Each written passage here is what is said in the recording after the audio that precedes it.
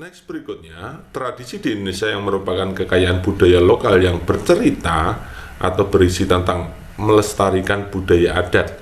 Apakah tradisi lompat batu, tradisi erau, tari saula, cungkup tapan rejo, atau sarine kembang bagong? Oke, kita akan lihat ya. Ini kelihatannya materi di kelas 4 kalau tidak salah ya. Kelas 4 atau kelas 5 lah, lupa saya. Oke. Jadi soal-soal tentang tradisi ini perlu teman-teman kembangkan, cari seluruh tradisi yang ada di materi SD, tradisi-tradisi khasanah lokal daerah itu ya, dicari, kemudian dipahami bagaimana isinya, karena soal-soalnya banyak sekali terkait dengan itu. Ya, kita akan bahas satu persatu. Pertama adalah tradisi lompat batu dari Nias.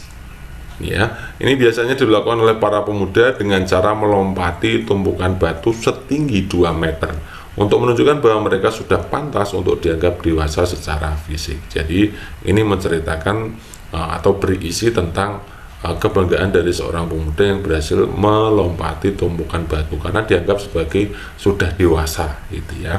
Kemudian untuk tradisi erau itu dari Tenggarong. Tradisi erau dari Tenggarong itu juga sebagai bentuk rasa syukur atas limpahan hasil bumi. Jadi ini termasuk panen ya. Habis setelah panen rasa syukurnya ya dengan tradisi erau ini gitu ya. Sukunya adalah suku Kutai. Kemudian tak hanya itu, keluarga besar kesultanan pun menjamu rakyatnya dengan berbagai sajian sebagai bentuk terima kasih atas pengabdian mereka kepada kesultanan ya. Kemudian dalam perkembangannya dan sekarang itu biasanya tradisi erau itu erat kaitannya dengan upacara yang dilakukan dalam rangka penobatan raja serta pemberian gelar kepada tokoh-tokoh masyarakat yang berjasa. Jadi ada perubahan fungsi dari tradisi erau yang mulanya adalah rasa syukur sebagai panen ya, limpahan hasil bumi, kemudian juga merupakan jamuan dari kesultanan atau raja untuk rakyatnya, tapi sekarang juga berubah menjadi pemberian gelar kehormatan, kemudian penobatan raja gitu ya. Itu tradisi erau. Kemudian kita akan bahas tradisi saula ya. Tari saula itu merupakan tradisi dalam rangka pernikahan, ini khusus untuk warga Mandan, Kalimantan ya. Kemudian cungkup tapan rejo itu dari Mataraman, ini yang mengisahkan babat alas warga Jawa dalam memulai kehidupan baru. Ini teman-teman harus memahami makna-maknanya gitu ya. Kemudian sarine kembang bagong itu dari Using, itu cerita ini mengisahkan kegigihan dan semangat masyarakat desa dalam melestarikan budaya adat Using. Jadi kalau yang ditanyakan adalah tradisi di Indonesia yang merupakan kekayaan budaya lokal bercerita tentang melestarikan budaya adat, itu jawaban yang tepat adalah sarine kembang bagong. Opsi yang tepat adalah opsi E.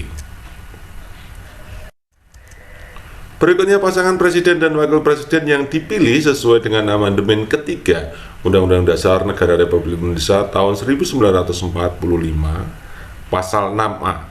Apakah Soeharto, B.J. Habibie, Abdurrahman Wahid, Megawati, SBY Budianto, kemudian Joko Widodo, Basuki Cahaya, atau Susilo Bambang Yudhoyono dan Yusuf Kala? Oke teman-teman, ini soal-soal seperti ini menjebak ya. Jadi teman-teman harus tahu dulu untuk undang-undang krusial ya, untuk pasal-pasal krusial yang diamandemen ya.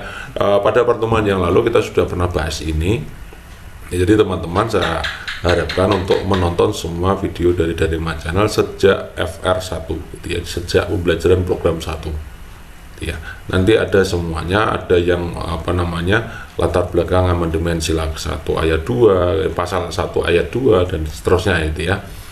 Nah sekarang kita bahas pasangan presiden dan wakil presiden yang dipilih sesuai dengan amandemen ketiga UUD NRI 1945 pasal 6A. Kita kaji dulu ya sebenarnya amandemen krusial itu supaya teman-teman nanti juga memahami.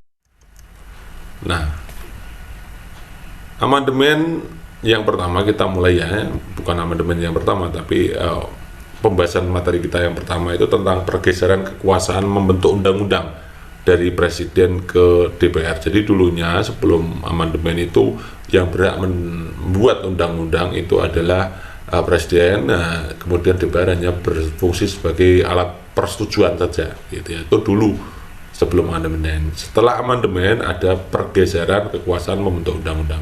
di mana pasal 20-nya mengatakan bahwa Dewan Perwakilan Rakyat memegang kekuasaan membentuk undang-undang. Jadi sekarang yang membentuk undang-undang itu DPR, bukan Presiden. Kemudian pasal 21-nya adalah anggota Dewan Perwakilan Rakyat berhak mengajukan usul rancangan UUD. Jadi RUU itu juga berhak diajukan oleh anggota DPR gitu ya. Kemudian pasal krusial berikutnya adalah tentang tata cara pemilihan presiden. Nah, ini tadi yang ditanyakan tentang pasal 6A. Di mana pasal 6A ini berbunyi presiden dan wakil presiden itu dipilih dalam satu pasangan secara langsung oleh rakyat. Amandemen ketiga. Kalau bintangnya 3 berarti amandemen ketiga. Jadi presiden dan wakil presiden dipilih dalam satu pasangan secara langsung. Nanti yang ditanyakan yang seperti tadi gitu ya. Kemudian kedaulatan itu di pasal 1 di mana terjadi perubahan. Kalau sebelum UUD 45 itu kedaulatan ada di tangan rakyat, dilakukan sepenuhnya oleh MPR. Kalau pasal 1 setelah amandemen itu kedaulatan di tangan rakyat dilaksanakan dengan undang-undang. Jadi sudah tidak diwakilkan MPR lagi gitu ya, kedaulatan tertingginya. Kemudian pasal 7 ini juga krusial, teman-teman harus menghafalkan itu ya. Ini tentang pembatasan masa jabatan presiden, itu di mana presiden dan wakil presiden itu memegang jabatan selama 5 tahun dan sesudahnya dapat dipilih kembali dalam jabatan yang sama hanya untuk 1 kali masa jabatan. Artinya apa? Jadi awal jabatan dan kemudian menjabat lagi itu maksimal 2 periode, tidak boleh lebih dari itu artinya seperti itu. Kemudian yang krusial berikutnya yang tetap sampai sekarang ini menjadi isu penting itu adalah pasal 6, yaitu calon presiden dan wakil presiden itu harus seorang warga negara Indonesia sejak kelahirannya, tidak pernah menerima kewarganegaraan lain karena kehendak sendiri, tidak pernah mengkhianati negara, serta mampu secara rohani dan jasmani untuk melaksanakan tugas dan kewajibannya sebagai presiden dan wakil presiden. Jadi ini berbeda dengan sebelum undang-undang, sebelum amandemen undang-undang, di mana sebelumnya itu calon presiden dan wakil presiden adalah orang Indonesia asli gitu ya. Sekarang diperlengkap, jadi tidak hanya orang Indonesia asli tapi orang yang keturunan asing pun bisa, selama dia itu sudah menjadi warga negara Indonesia sejak kelahirannya, belum pernah menerima kewarganegaraan lain, kemudian tidak pernah berkasus tentang pengkhianatan negara, sehat jasmani rohani itu ya, itu juga penting. Misalkan jasmaninya buntung itu kan tidak boleh gitu ya. Kemudian untuk melaksanakan tugas itu ya. Jadi ada pasal-pasal krusial ini perlu teman-teman pahami. Tadi yang ditanyakan adalah pasal 6A. Ini presiden dan wakil presiden dipilih dalam satu pasangan secara langsung. Nah, jadi yang sesuai yang mana? Ini pasangan presiden yang sesuai dengan pasal 6A yang dipilih secara langsung. Nah, kalau Soeharto dan B.J. Habibie itu tidak dipilih secara langsung, melainkan di perwakilan MPR ya, jadi yang memilih adalah MPR. Kalau Abdurrahman Wahid dan Megawati Soekarno Putri juga demikian, yang memilih adalah MPR gitu ya. Kalau SBY dan Budianto itu bukan pasangan presiden dan wakil presiden, karena Susilo Bambang Yudhoyono itu presiden, sementara pasangannya tidak pernah dengan Budianto, tapi yang benar adalah Budiono. Kemudian berikutnya Joko Widodo dan Basuki Cahaya itu bukan pasangan presiden dan wakil presiden, melainkan pasangan gubernur dan wakil gubernur gitu ya, jadi beda. Yang Susilo Bambang Yudhoyono dan Yusuf Kala. Ini jadi jawaban yang tepat adalah ini periode SBY 1 gitu ya. Jadi jawaban yang tepat adalah opsi E. Berikut pernyataan yang benar terkait implikasi dari amandemen UUD NRI 1945 adalah titik-titik. Jadi langsung kita analisa saja gitu ya. Nah, kita lihat opsi A. Sebelum amandemen, pemilihan presiden dan wakil presiden dilakukan secara langsung. Kalau sebelum amandemen itu pemilihannya lewat perwakilan MPR ya. Jadi ini opsi pertama, ini kalimatnya belum selesai dibaca pun sudah tidak benar atau salah gitu ya, pernyataannya salah. Yang B, tidak ada pembatasan masa jabatan presiden sebelum amandemen, sedangkan setelah amandemen jabatan presiden dan wakil presiden hanya 1 kali masa jabatan. Nah, kalau tidak ada pembatasan masa jabatan presiden sebelumnya itu benar. Ya, tidak ada keterangan tentang batasan masa jabatan presiden. Kemudian setelah amandemen itu harusnya itu bukan 1 kali masa jabatan, tapi maksimal 2 kali periode atau 2 kali masa jabatan, atau 1 kali masa jabatan ditambah 1 kali lagi jabatan itu ya. Jadi opsi yang B ini salah di kalimat keduanya, bagian keduanya. Yang C, sebelum amandemen UUD 45 kekuasaan membentuk undang-undang berada di tangan presiden, betul. Kemudian sesudah amandemen 45 kekuasaan membentuk undang-undang berada di tangan DPR, betul. Jadi opsi C ini betul. Opsi D, sebelum amandemen kekuasaan tertinggi negara ada di rakyat, sedangkan sesudah amandemen peran MPR menjadi lembaga tertinggi negara. Ini salah ya teman-teman. Kalau setelah amandemen harusnya itu peran MPR hanya sebagai lembaga tinggi negara, itu ya. Kalau sebelum amandemen itu menjadi lembaga tertinggi negara, gitu ya. Jadi opsi D ini kebalik gitu ya. Opsi E, sebelum amandemen pengangkatan hakim konstitusi merupakan tugas prerogatif dari presiden, sedangkan sudah amandemen merupakan tugas MPR. Oke teman-teman, kalau sebelum amandemen itu belum ada MK ya, maka tidak ada hakim konstitusi. Sebelum amandemen itu tidak ada Mahkamah Konstitusi, oleh karena itu tidak mungkin ada hakim konstitusi. Jadi opsi E ini jelas salah ya. Maka jawaban yang tepat adalah opsi C. Berikutnya, setiap warga negara berhak mendapatkan pendidikan dan itu merupakan jaminan negara kepada warga negara Indonesia berdasarkan pasal 31 Undang-Undang Dasar 1945. Hal ini sesuai dengan pembukaan UUD 45 alinea berapa. Jadi hubungan antara pendidikan dengan pembukaan UUD 45 itu berada di alinea berapa? 1, 2, 3, 4 atau 5. Nah 5 ini sebagai pengecoh karena alinea pembukaan UUD 45 kan hanya 4 gitu ya teman-teman ya. Oke, untuk pendidikan, kesejahteraan, kemudian dan lain-lain ya, termasuk ikut serta dalam ketertiban dunia, itu yakinlah itu dari tujuan negara. Tujuan negara itu di alinea 4 ya. Isinya seperti ini, saya ambil kutipannya saja. Kemudian daripada itu, untuk membentuk suatu pemerintah negara Indonesia yang melindungi segenap bangsa Indonesia dan seluruh tumpah darah Indonesia, dan untuk memajukan kesejahteraan umum, mencerdaskan kehidupan bangsa, melaksanakan ketertiban dunia berdasarkan kemerdekaan, perdamaian abadi dan keadilan sosial. Jadi peran dari pasal 31 tentang pendidikan ini termasuk dari tujuan nasional atau tujuan negara, yaitu mencerdaskan kehidupan bangsa. Otomatis ini masuk di alinea 4.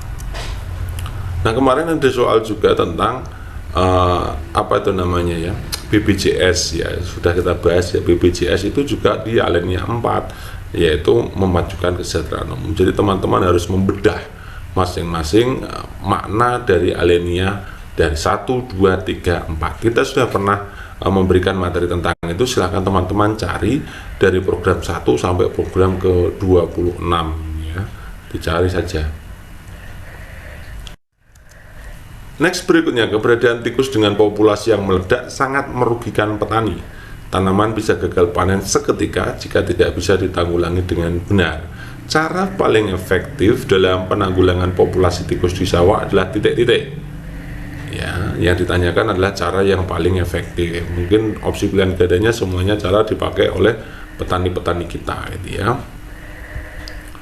Nah, menggunakan obat kimia pengendali populasi tikus, gotong royong bersama warga memburu tikus, membiarkan sawah tidak ditanami dalam waktu kurun yang lama, gitu ya, sehingga tikus berpindah, menjaga populasi hewan pemangsa seperti ular, membuat sawah menjadi genangan air sehingga tidak menjadi habitat tikus. Nah, cara yang paling efektif kita sudah pernah bahas, gitu ya. Jadi cara yang paling efektif dalam pengendalian tikus itu yang paling penting adalah melestarikan ekologinya. Ya, ekosistemnya harus jalan, jaring-jaring makanannya harus jalan. Nah, berarti kalau mau mengurangi atau mengendalikan tikus, maka faktor musuh dari tikus atau peranan pengendali tikus secara alami itu harus ada, ya, tidak boleh punah. Nah, kebanyakan petani itu membunuh ular-ular sawah, itu sehingga nanti yang bertugas untuk memakan tikus itu akan habis, jadi tikusnya tidak terkendali. Jadi cara paling efektif untuk mengendalikan populasi tikus itu dengan memanfaatkan musuh alami, ya. Nah, musuh alaminya ada 2 jenis ya untuk tikus itu. Yang pertama adalah ular, Ular ya ular sawah itu yang tidak terlalu berbisa itu jangan dibunuh gitu ya, karena tidak membahayakan gitu ya. Kemudian burung hantu di sawah-sawah itu kenapa sawah banyak yang dibuat rubuh atau rumah burung hantu itu karena burung hantu itu efektif sekali dalam pengendalian tikus gitu ya. Nah, kalau dilihat dari opsi pilihan gandanya, berarti yang memanfaatkan musuh alami adalah yang opsi D.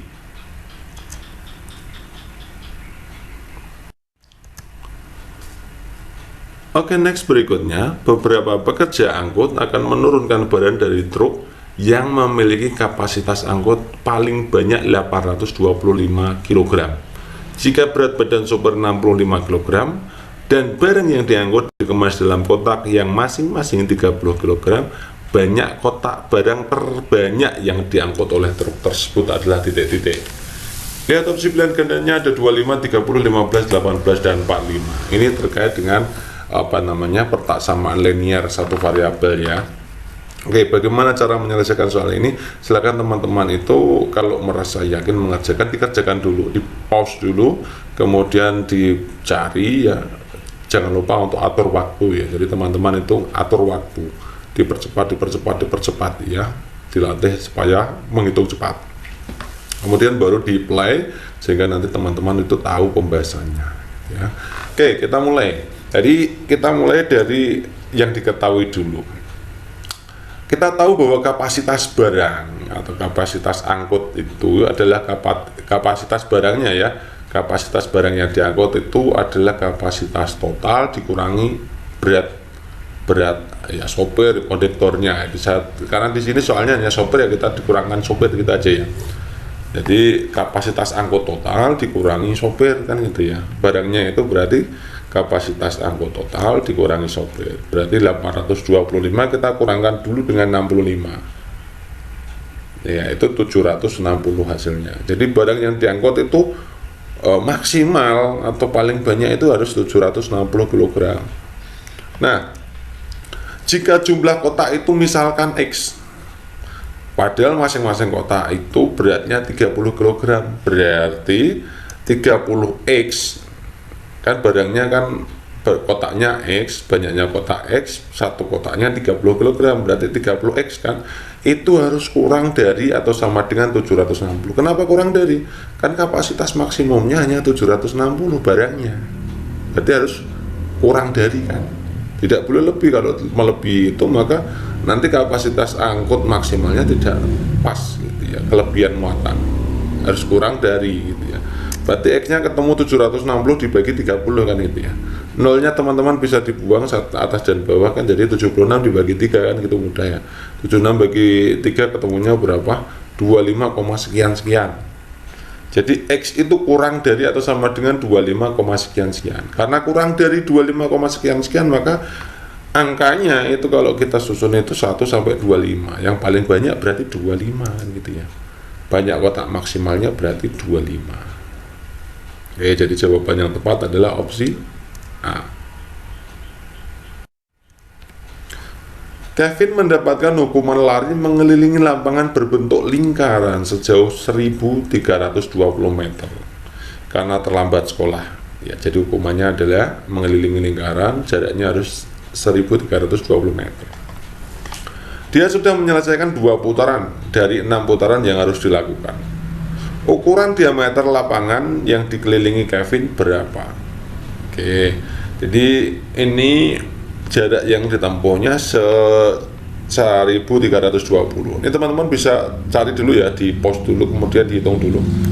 Nah, nanti kalau sudah selesai penghitungannya dicocokkan ya. Oke, jaraknya adalah 1320. Kemudian di situ jarak itu harus ditempuh dengan 6 putaran ya. 6 putaran, 2 putaran itu hanya pengecoh teman-teman. Jadi 1320 itu terdiri dari 6 putaran. Berarti satu putarannya berapa? Ya, satu putaran atau satu keliling kan berarti kita tinggal bagi kan. 1320 dibagi 6. Hasilnya adalah 220 meter. Jadi satu putaran atau satu keliling. Jadi satu keliling itu sama dengan satu putaran teman-teman ya. Satu keliling berarti itu 220 meter. gitu ya. Jadi K-nya 220, kita akan menghitung diameternya sekarang. Diameter dari lingkaran diketahui keliling, maka kita bisa menghitung ini. Keliling kan rumusnya pi kali d, pi-nya pakai 22 per 7 ya, pi kali d, pi-nya pakai 22 per 7. Kenapa pakai 22 per 7? Ya, nanti kita jelaskan ya. Karena 220 bisa dibagi 22 kan gitu ya. Kita masukkan K-nya, kita taruh ya, K-nya kita ganti dengan 220 sama dengan 22 per 7D kan gitu berarti ya. K-nya kita ganti dengan 220. Nah sekarang menghitung D itu di sebelah kanan, jadi 22 per 7 itu harus dipindahkan ke sebelah kiri. Kalau berpindah sebelah kiri cukup dibalik saja. Jadi 220 kita kalikan dengan 7 per 22.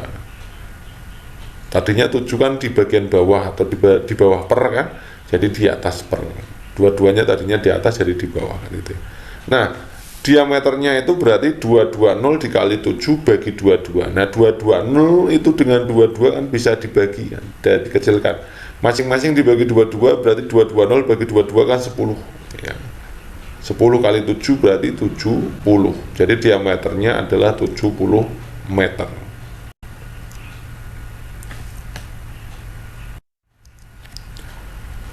Itu ada gambar, yaitu kereta api menabrak mobil itu ya.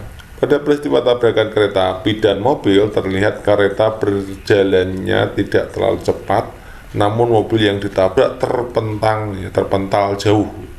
Yang menyebabkan kejadian tersebut adalah titik-titik. Nah ini sama teman-teman dengan kasus-kasus yang tadi ya. Ini tentang penerapan hukum Newton. Jadi teman-teman harus memahami semua jenis hukum Newton, kemudian bagaimana penerapannya, mengapa demikian gitu ya. Kita lihat yang opsi A, massa kereta api yang lebih besar dari mobil menyebabkan gaya yang diberikan kereta saat tabrakan lebih besar, atau massa kereta api yang besar menyebabkan kecepatan mobil saat tertabrak menjadi lebih kecil.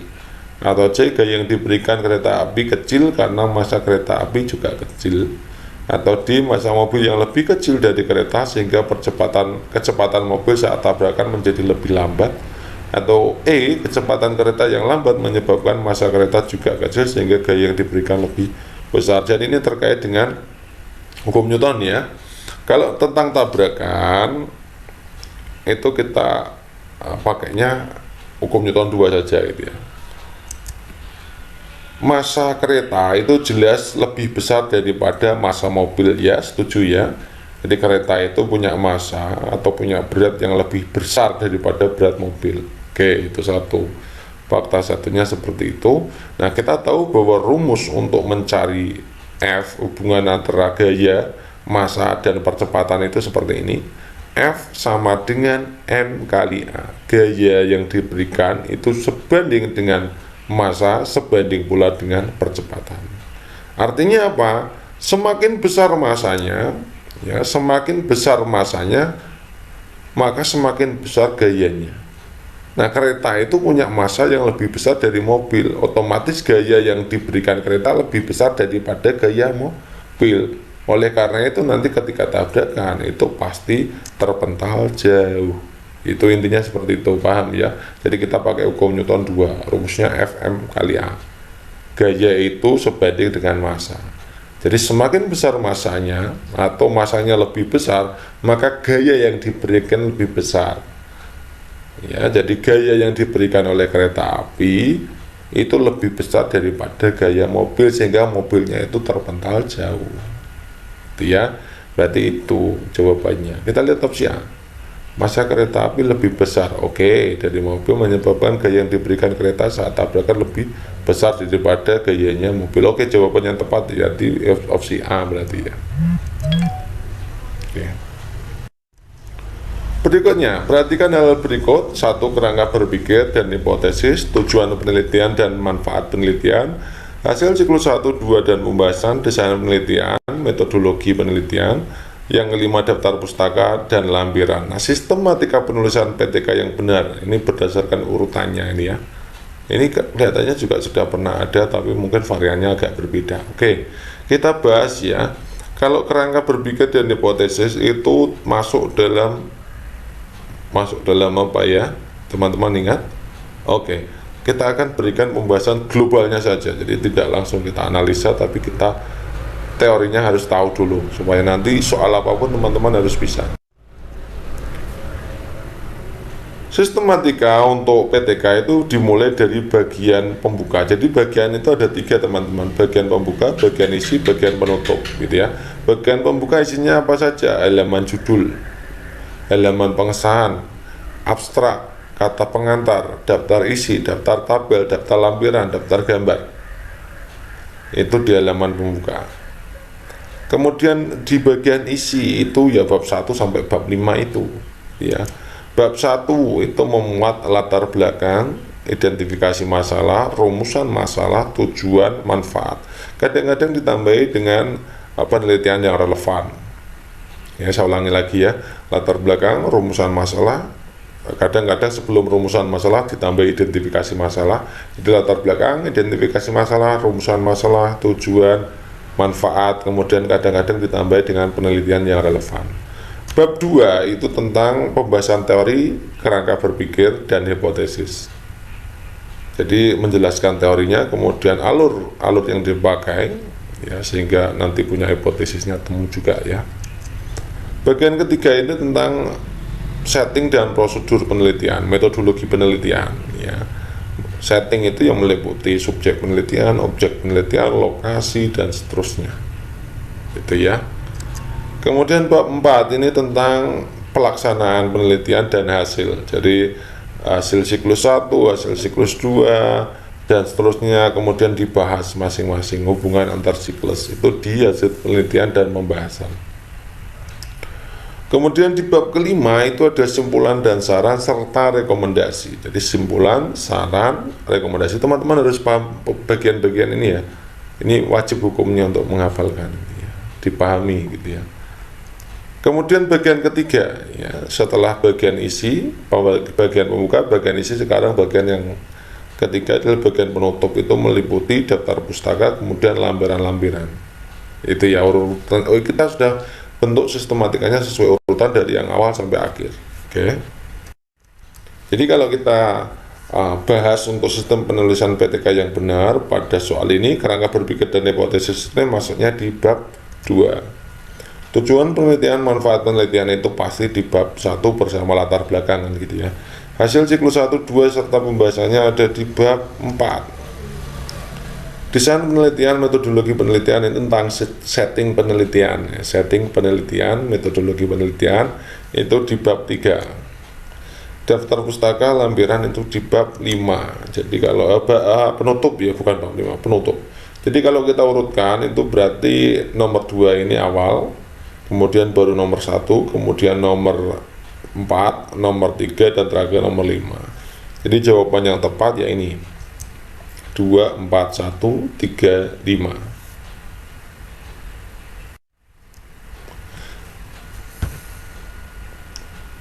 Berikut ini contoh sumber daya alam yang dapat diperbarui, antara lain apakah marmer, gypsum, besi, kopra, latex, terpentin, kuningan, latex, terpentin, atau besi, aluminium, kuningan. Jadi untuk menjawab ini banyak istilah-istilah asing yang unik ya teman-teman ya. Banyak istilah-istilah asing. Jadi teman-teman tidak sekedar hanya menjawab matahari, udara, dan seterusnya, tapi nanti akan disajikan istilah-istilah yang nanti teman-teman harus berpikir ini maksudnya SDA yang diperbarui atau tidak gitu ya. Kita sebelum menjawab soal tentang yang hal ini, itu kita bahas satu persatu dulu ya. Sumber daya alam yang dapat diperbarui itu sumber daya yang disediakan oleh alam dengan jumlah yang banyak ya, jumlah banyak, perkiraan tidak akan habis ini ya. Sebab sumber daya alam tersebut masih bisa diupayakan untuk ketersediaannya, masih bisa diperbarui gitu ya. Tumbuhan, hewan, sinar matahari, angin, nah itu ombak, itu juga sumber daya alam yang dapat diperbarui. Kemudian sumber daya alam yang tidak dapat diperbarui itu kuncinya disediakan oleh alam tapi dalam jumlah yang tidak banyak. Artinya kalau digunakan terus-menerus akan habis. Contohnya sumber daya alam yang tidak dapat diperbarui itu sumber daya energi fosil. minyak bumi, termasuk bensin, pertalite itu sebenarnya adalah sumber daya alam yang tidak dapat diperbarui gitu ya. Contohnya minyak, emas dan lain-lain kan banyak kan. Nah, kita marmer itu apa? Marmer itu batuan kristalin kasar yang berasal dari batu kapur dan dolomit. Ini jumlahnya juga kalau dikeruk juga akan habis karena ini prosesnya juga lama gitu ya. Kemudian gypsum itu merupakan salah satu jenis mineral dengan kadar kalsium tinggi. Itu juga tidak dapat diperbarui berarti ya. Ini marmer tidak, kemudian gypsum juga otomatis tidak. Ya, karena tidak ada kaitannya dengan tumbuhan, hewan, sinar matahari yang kira-kira di alam jumlahnya tidak terbatas gitu ya. Besi juga otomatis bukan, teman-teman juga sudah paham besi ya. Besi itu pasti tidak dapat diperbarui. Kemudian kopra latex terpenting, kita lihat ya, kopra itu adalah daging buah kelapa yang dikeringkan. Itu berarti kan dari tumbuhan, maka itu merupakan sumber daya alam yang dapat diperbarui. Kalau latex itu getah teman-teman ya, getah itu berarti dari tumbuhan juga ya, karena dari tumbuhan karet maka itu juga dapat diperbarui. Terpentin itu cairan lengket warnanya kuning hingga coklat, ini olahan getah juga dari pinus. Jadi tiga-tiganya itu adalah sumber daya alam yang dapat diperbarui. Berarti opsi B ini benar semua ya. Kalau kuningan, teman-teman tahu ya, kuningan itu adalah campuran tembaga dan seng, ini bentuk logam. Karena logam itu pasti adalah sumber daya alam yang tidak dapat diperbarui. Latex masuk, terpentin masuk, jadi tapi kuningannya tidak masuk ya. Besi, aluminium, kuningan ini tiga-tiganya tidak dapat diperbarui ya, karena logam itu stoknya terbatas ya. Jadi jawaban yang tepat adalah opsi B gitu ya teman-teman ya. Kebun Pak Salman berbentuk lingkaran dengan luas 34.650 meter persegi. Di sekeliling kebun ditanami bambu dengan jarak 2 meter sebagai pagar batas. Banyak bambu yang dibutuhkan Pak Salman untuk menyelesaikan penanaman tersebut adalah titik-titik. Maka 1.800 tanaman, 330 tanaman, 660 tanaman, 105 tanaman atau 2.600 tanaman. Jadi di situ diketahui bentuk kebun dari Pak Salman itu adalah lingkaran, luasnya diketahui ya, kita tulis dulu ya. Nah, karena di situ hubungannya dengan di sekeliling, maka kita akan cari keliling ya. Kita olah dulu luasnya ya, langsung aja. Luas dari lingkaran itu rumusnya kan pi r kuadrat ya, atau pi r boleh. Kita masukkan L-nya. L-nya kan 34.650. P-nya kita pakai dengan 22/7. R-nya yang akan kita cari. Jadi R kali R kuadrat itu ya. Maka untuk mencari R kuadrat kita pindahkan 22/7 ke kiri. 7 itu di bagian bawah, maka kalau pindahkan ke kiri jadi bagian atas. 22 kalau pindah ke kiri jadi bagian bawah. Jadi begini ya. 34.650 kali 7/22 sama dengan R kuadrat. Nah, 34.650 ini pasti bisa dibagi 22. Yakinlah teman-teman, itu pasti bisa dibagi 22. Hasilnya adalah 1.575. Baru dikalikan 7 kan gitu ya. Hasilnya adalah 11.025. Itu R kuadrat. Maka R-nya bisa kita akarkan saja. Akar dari 11.025 itu ketemunya adalah ternyata 105 gitu ya. Oh, jari-jarinya ketemu, karena jari-jarinya ketemu 105 maka diameternya pasti 2 kalinya 210. Jadi R dan D teman-teman saya kira tahu lah. Jari-jari itu adalah setengah diameter. Kalau jari-jarinya 105 maka diameternya pasti 210. Nah, karena di situ kita bahas tentang keliling, maka kita cari dulu kelilingnya, rumusnya pi kali d. P-nya kita pakai tadi 22/7, D-nya adalah yang sudah diketahui tadi, yang sudah dihitung tadi 210 ya. Jadi 210 kita bagi 7, 21 kita bagi 7 kan 3, berarti 210 bagi 7 30. Jadi 22 kali 30 kan gitu ya. Ketemunya 660 meter. Nah, ketemulah keliling dari lingkaran itu 660 meter. Nah, karena di situ jarak tanamnya 2 meter, berarti kalau menghitung banyaknya pohon ya kita bagi saja keliling dengan jarak pohon. Kelilingnya 660, kita bagi 2, ketemunya 330 pohon. Jadi jawaban yang tepat adalah opsi B.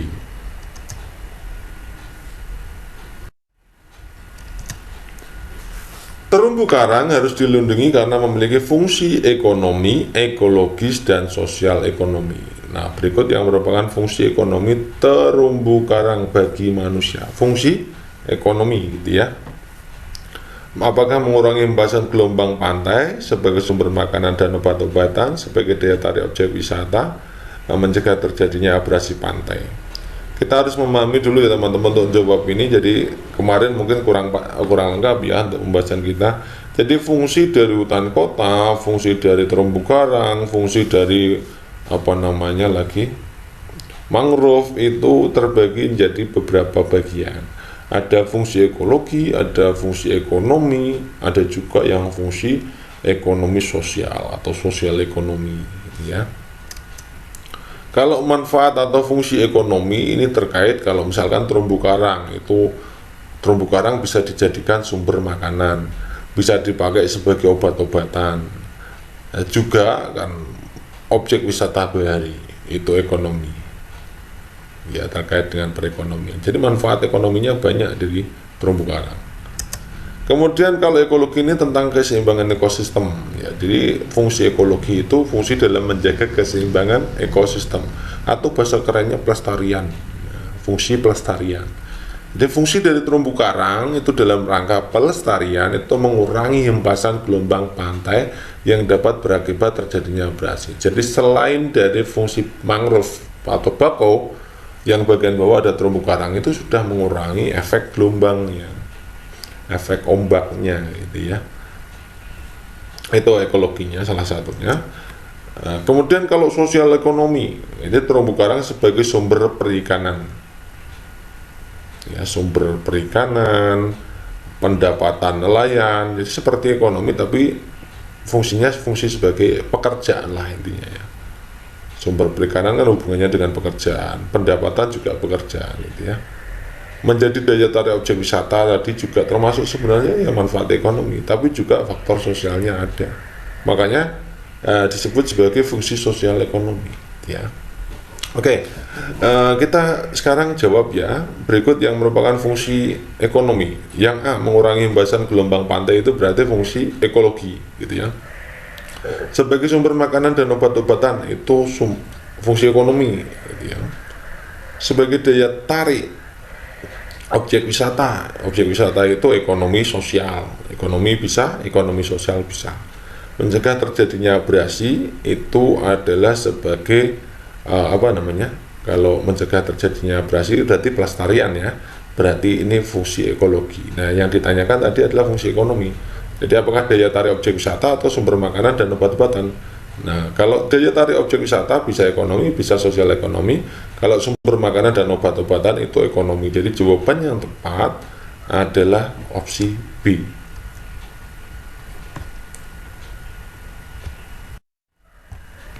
Next, berikutnya, salah satu fungsi ekologis dari hutan mangrove atau hutan bakau. Jadi ini teman-teman sering keluar hutan bakau ya. Kita berikan macam-macam variasinya.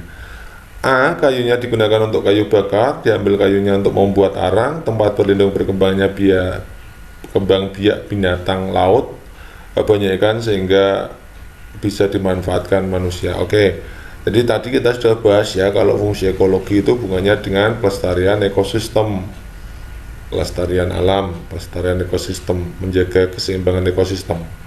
Kalau fungsi ekonomi ya faktor ekonomi ya. Nah, kalau fungsi ekologis atau fungsi pelestarian atau fungsi menjaga keseimbangan alamnya pada hutan mangrove atau hutan bakau, itu yang pertama habitat atau tempat hidup biota laut ya, tempat berkembangnya binatang laut itu di hutan bakau ya, itu termasuk fungsi pelestarian. Kemudian fungsi pelestarian berikutnya adalah stabilisator garis pantai. Fungsi ini dikenal mencegah erosi pantai, ini berarti harusnya abrasi ya, sebagai akibat pukulan ombak, dan juga berperan dalam menahan lahan pantai, jadi lebih kuat gitu ya. Mencegah abrasi berarti fungsi ekologis. Kemudian berikutnya adalah sebagai filter dari pengaruh laut, ya, maupun dari darat. Adanya mangrove itu dapat mencegah terjadinya intrusi air laut ke darat, gitu ya. Ada 3 fungsi ekologinya. Sekarang kalau fungsi ekonomi, itu fungsi ekonomi bernilai ekonomi, kayunya bisa dipakai, gitu ya. Kemudian kayunya bisa digunakan untuk macam-macam ya, bahan bakar, bangunan, arang, obat-obatan juga bisa, itu fungsi ekonomi berikutnya. Kemudian selain itu juga sebagai sumber untuk gula, alkohol, cuka, itu dapat dimanfaatkan untuk hal itu. Dengan begitu hutan mangrove memiliki fungsi ekonomis terhadap kehidupan. Nah, yang ditanyakan adalah fungsi ekologis, ya. Kita lihat opsi A, kayu digunakan untuk kayu bakar, berarti ini fungsi ekonomi. Yang B, diambil kayunya untuk membuat arang, ekonomi lagi. Tempat berlindungnya dan berkembangnya binatang laut, nah itu fungsi ekologi. Ekologi C ya, banyak ikan sehingga bisa dimanfaatkan manusia, itu ekonomi. Jadi jawaban yang tepat yang merupakan fungsi ekologi ya C ini.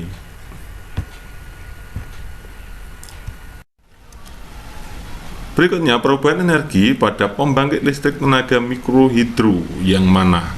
Apakah A, energi potensial, energi kinetik, energi mekanik, energi listrik, energi kinetik, potensial, mekanik, listrik, mekanik, potensial, energi kinetik, energi listrik, energi kinetik, energi potensial, energi mekanik, energi listrik. Ya, kemarin ada teman yang ingat bahwa saya kemarin ada yang keluar tentang pembangkit listrik tenaga mikrohidro. Nah, itu yang seperti apa perubahan energinya. Oleh karena itu kita akan memberikan pembahasan ya. Ini FR asli, jadi teman-teman itu silahkan dipelajari baik-baik gitu ya. Kita mulai saja. Ini gambarnya seperti ini. Sebenarnya mikrohidro itu seperti PLTA, tapi ini skalanya kecil, makanya disebut mikrohidro. Mengambil dari sungai saja seperti ini, tidak perlu bendungan yang panjang ya, tidak perlu bendungan yang luas, tapi hanya melibatkan sungai seperti ini. Itu ada sungai dari atas menuju ke bawah gitu ya, kemudian dipotong ya, dibuatkan jalur dari sebelah atas itu dipotong, kemudian dialirkan, dialirkan, ada penyaringan dan seterusnya. Kita mulai ya. Jadi awal mulanya itu yang jelas, yang pertama di sini ada proses pembendungan. Di sini ada proses pembendungan. Jadi nanti bisa mengalir gitu ya.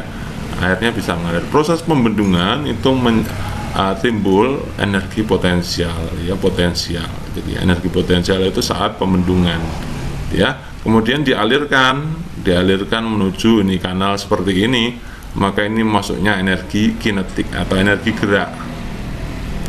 Nah, aliran air bergerak ini nanti kemudian sampai ke sini, dialirkan sampai sini ya, sampai itu pipa itu ya teman-teman ya, sampai pipa. Pipa itu nanti gunanya adalah untuk mengubah energi kinetik, memutar turbin. Nah, proses pemutaran energi kinetik berubah menjadi energi listrik itu ada turbinnya. Nah, turbinnya itu adalah energi mekanik. Jadi, turbin memutar generator. Jadi air, energi kinetik pada air itu memutar turbin, kemudian memutar generator. Maka ini disebut energi mekanik.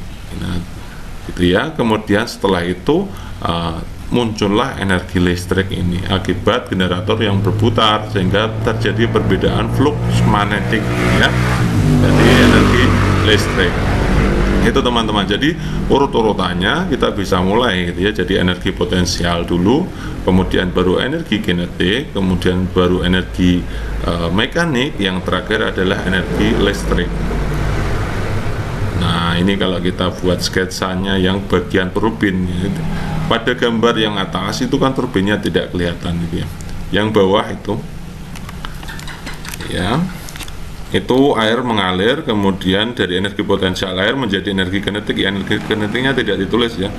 Kemudian digunakan untuk memutar turbin. Jadi energi kinetik mekaniknya tidak tersurat di situ, tapi tidak apa-apa ya.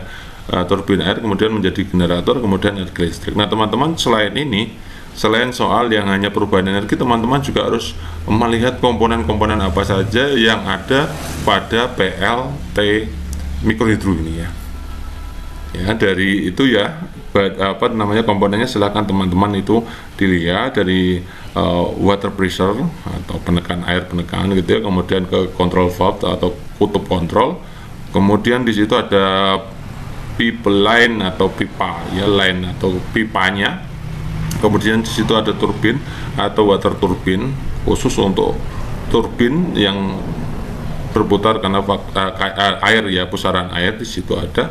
Kemudian di atasnya ada generator, ini yang menghasilkan listrik. Hasil generator, hasil PLT mikrohidro ini itu adalah AC, maka tidak membutuhkan inverter, tapi di situ membutuhkan trafo atau untuk meningkatkan dayanya saja. Ya kan, daya yang dikeluarkan dari generator itu tidak terlalu tinggi, maka harus ditinggikan ya, melewati trafo step up. Ya, trafo step up. Nah, seperti itu teman-teman. Jadi nanti teman-teman juga selain dari soal perubahan energi, biasanya ada soal tentang urut-urutannya apa namanya, alat-alat yang digunakan dalam PLT mikrohidro gitu ya. Teman-teman harus hafal ya, kayak gitu. Jadi jawabannya yang tepat tadi pertama adalah energi potensial, energi kinetik, energi mekanik, kemudian baru energi listrik. Jadi jawabannya yang tepat adalah opsi A. Next, berikutnya, lembaga negara yang bertugas untuk menguji peraturan perundang-undangan di bawah undang-undang adalah apakah Mahkamah Agung, apakah Komisi Yudisial, ataukah Mahkamah Konstitusi atau lembaga yudikatif. Oke teman-teman, jadi sebenarnya soal ini adalah untuk menguji teman-teman, dalam memahami perbedaan mendasar dari MA dan MK. Oleh karena itu kita buatkan apa namanya, catatan ringannya. Coba teman-teman simak. Jadi saya buatkan ringkasan ya, perbedaannya. MA atau Mahkamah Agung itu mengadili tingkat kasasi, menguji peraturan perundang-undangan di bawah undang-undang berhadap undang-undang dasar ya, mempunyai kewenangan lain yang diberikan undang-undang ya. Kemudian mengadili yang MK itu mengadili tingkat pertama hingga terakhir, putusannya bersifat final atau MK itu pengadilan tingkatnya dari awal sampai akhir ya. Kemudian menguji undang-undang terhadap undang-undang dasar ya, menguji undang-undang terhadap undang-undang dasar ya. Kemudian memutus sengketa kewenangan lembaga negara yang kewenangannya diberikan undang-undang, memutuskan pembubaran partai politik, memutuskan perselisihan tentang hasil pemilu gitu ya. Jadi MA, kalau MA itu menguji peraturan undang-undang di bawah undang-undang, menguji peraturan perundang-undangan di bawah undang-undang, di bawahnya undang-undang itu MA. Kalau undang-undang terhadap undang-undang dasar maka MK. Oke, jadi jawabannya yang tepat kalau menguji peraturan perundang-undangan di bawah undang-undang ya tentunya MA itu ya. Kalau MK itu undang-undang terhadap undang-undang dasar gitu ya. Jadi jawaban yang tepat adalah MA, Mahkamah Agung. Berikutnya ada grafik ya. Jadi teman-teman banyak yang request tentang grafik, kita berikan grafik yang umum dulu, yang apa itu namanya, yang grafik tunggal. Soalnya kemarin juga ada soal grafik tunggal dan juga ada soal grafik bentuknya yang interval. Grafik tunggal dan grafik interval. Hari ini kita akan bahas tentang grafik tunggal dulu. Seperti ini contoh soalnya. Ada 5 bulan di situ, Juni, Juli, Agustus, September, Oktober gitu ya. Diagram di atas menunjukkan hasil penjualan motor selama 5 bulan terakhir. Rata-rata hasil penjualan motor tersebut adalah titik-titik. Jadi diminta untuk menentukan rata-rata. Rata-rata kan teman-teman juga sudah tahu ya. Rata-rata itu tinggal dijumlah, kemudian dibagi banyak data. Banyak datanya ada berapa? Juni, Juli, Agustus, September, Oktober. Jadi hanya ada 5 saja. Kita jumlah dulu ya. Jadi pertama Juni itu 25, kita tulis saja 25 di situ, Juli 30, ya kan, gambarnya di situ, Agustus 35, kemudian September itu 20, dan yang terakhir Oktober itu 40 gitu ya. Kalau di total kemudian dibagi 5 itu ya, Juni, Juli, Agustus, September, Oktober itu ada 5. Kalau di total ternyata berapa hasilnya? 150 teman-teman. Jadi 150 dibagi 5 hasilnya ada 30. Jadi rata-ratanya ya 30 unit. Jawaban yang tepat adalah opsi A gitu ya.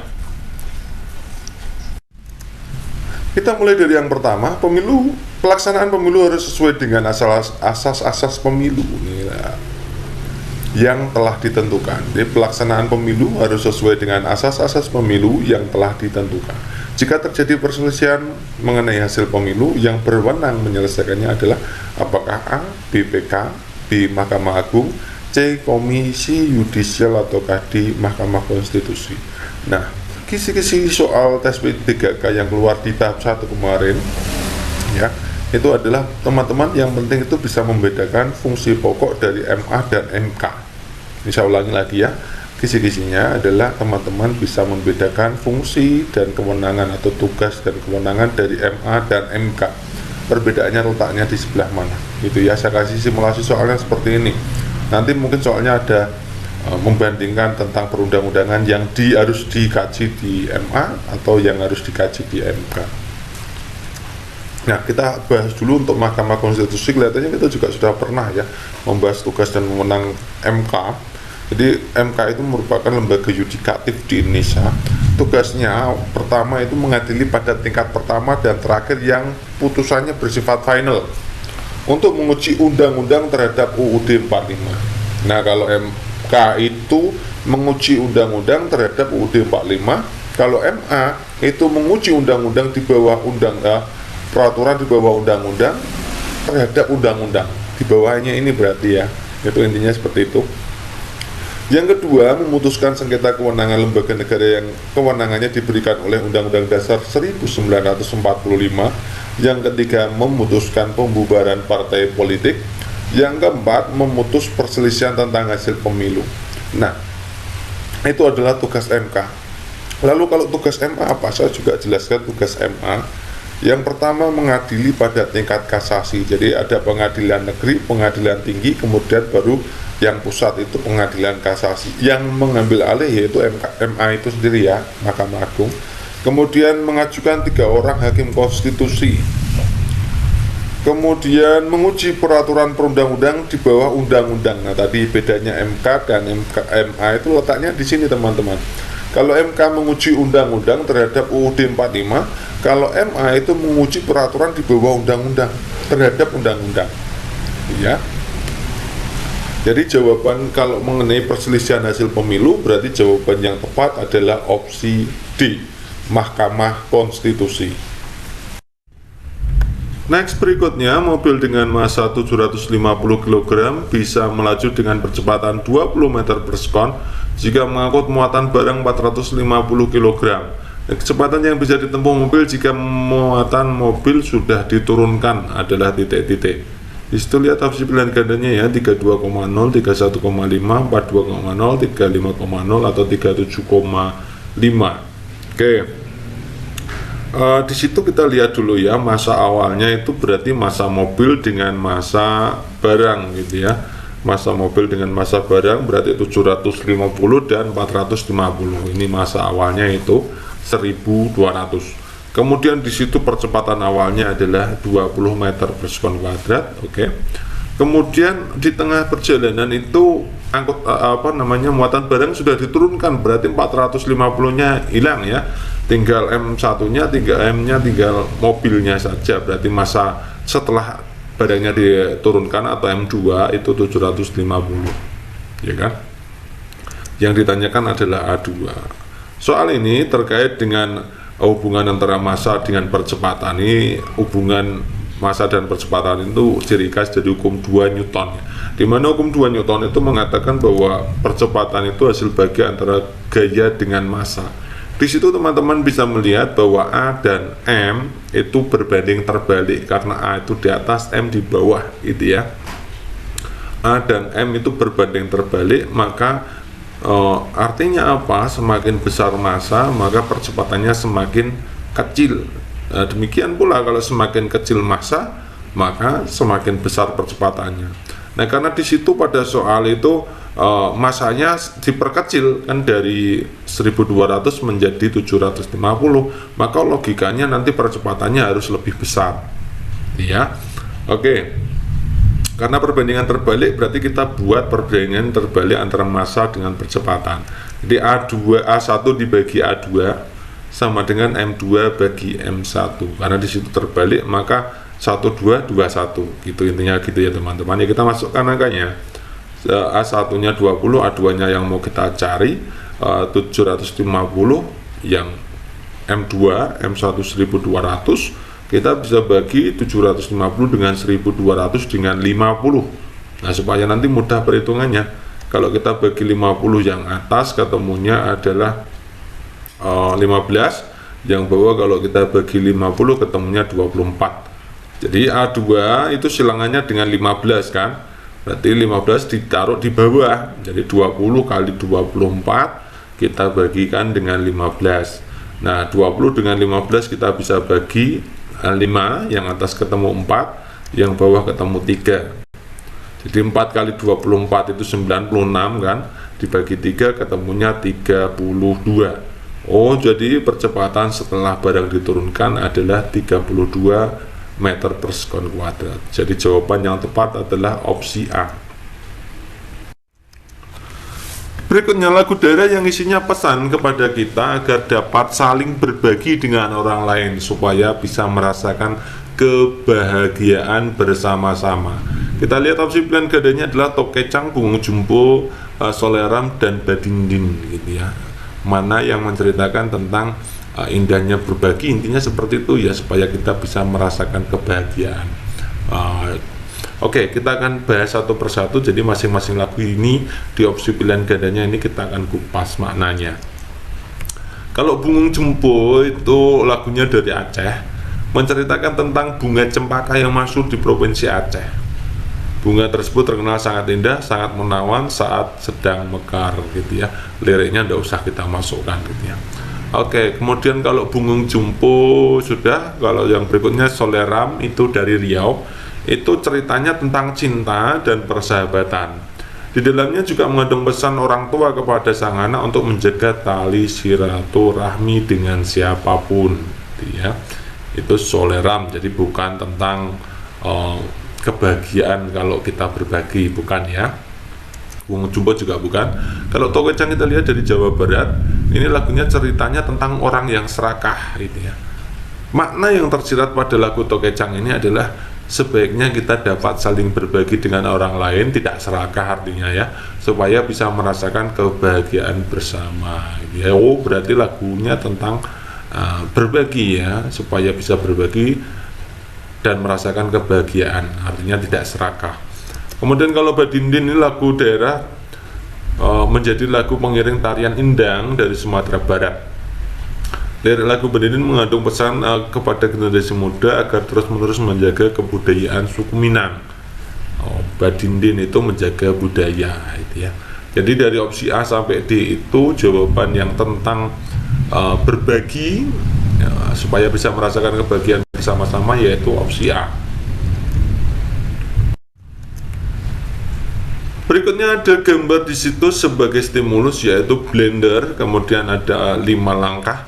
Pasangkan steker blender pada stop kontak, tambahkan air secukupnya, kemudian tutup blender rapat-rapat, tekan tombol on atau tombol power, tunggu buah hancur, kemudian tuang ke dalam gelas yang telah disiapkan, buka tutup blender, masukkan potongan-potongan buah yang telah dicuci. Urutan petunjuk penggunaan alat di bawah ini yang tepat adalah, kita lihat opsi pilihan gandanya ya. Nah, di situ dari A sampai D itu kita mulainya dari, kalau tidak 1, 3. Kita lihat 1 ya, pasangkan steker blender pada stop kontak, bisa boleh aja ya, juga tidak mengapa. Kalau 3, tekan tombol on atau tombol power. Ya itu juga bisa, tapi kalau stekernya belum dipasangkan kan nggak mungkin gitu ya. Jadi yang C dan D ini tidak mungkin ya. Jadi kita pilih awalannya, kita mulai dari nomor 1. Nah, setelah pasangkan steker blender pada stop kontak, kemudian ini buka tutup blendernya, masukkan potongan-potongannya. Jadi setelah 1, 5, kemudian setelah itu tambahkan air ya, kemudian ditutup blendernya. Setelah ditutup baru tekan tombol on ya. Setelah itu tunggu buah hancur, kemudian tuang ke gelas. Jadi urut-urutannya 1, 5, 2, 3, 4. Opsi yang tepat adalah opsi A gitu ya. Berikutnya, perhatikan paragraf berikut. Dalam rangka Hari Pelestarian Lingkungan dan Penghijauan Sedunia, gerakan memungut sampah mulai dikampanyekan kepada masyarakat di Jakarta. Memungut sampah sekilas ternyata diperlukan sebuah gerakan moral agar perbuatan itu sebagai sebuah kebiasaan. Banyak cara untuk memperkenalkan pelestarian lingkungan sejak dini, di antaranya membiasakan diri membuang sampah pada tempatnya dan memungut sampah semampunya. Kalimat utama dalam paragraf tersebut adalah, kita lihat ya, kalau menentukan kalimat utama itu cara paling mudahnya adalah kalau enggak kalimat awal ya kalimat akhir, gitu aja. Gitu ya. Kita lihat kalimat awalnya, dalam rangka Hari Pelestarian Lingkungan dan Penghijauan Dunia, gerakan memungut sampah mulai dikampanyekan kepada masyarakat Jakarta. Kemudian kalimat akhirnya, banyak cara memperkenalkan pelestarian lingkungan sejak dini. Ya, di antaranya membiasakan diri membuang sampah. Membuang sampah itu juga termasuk dikampanyekan. Jadi opsinya yang lebih utama dari kalimat awal dan kalimat akhir adalah kalimat awal. Nah, karena kalimat awal, maka jawaban yang tepat adalah opsi A.